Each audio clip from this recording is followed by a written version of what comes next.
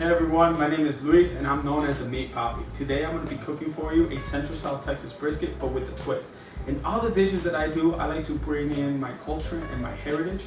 And what I mean by that is that I like to use chiles that are not only found in my home country, but in Latin American countries all over South America and North America. Some of that is like the Ancho Chiles that have been dehydrated, and I'm going to roast them and then grind them, as well as Azafrán, a unique and bold seasoning that not only brings color, but it brings a good flavor to almost all the dishes that I do.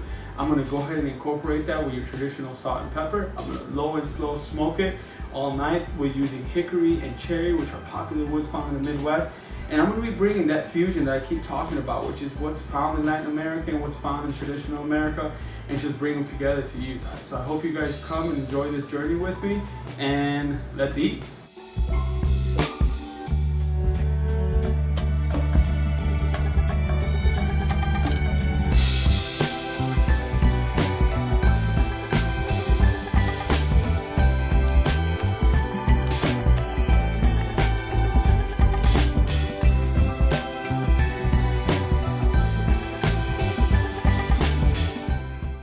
Alright, so now that I've trimmed my brisket, I'm ready to go ahead and start with the seasonings. But before I do that, I do like to use a binder. The binder that I use is a little bit untraditional because I like to use mayonnaise. The reason being, there's a lot of fatty content and the oil content on the inside of mayonnaise, and when I do the low and slow cook, it actually adds a protective layer that only creates a more beautiful bark.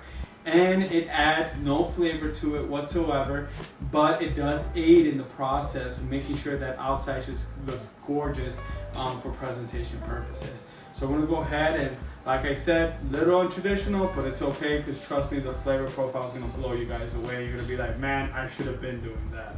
So I literally just grab this chunk and I'm just gonna go ahead and cover the entirety of the brisket.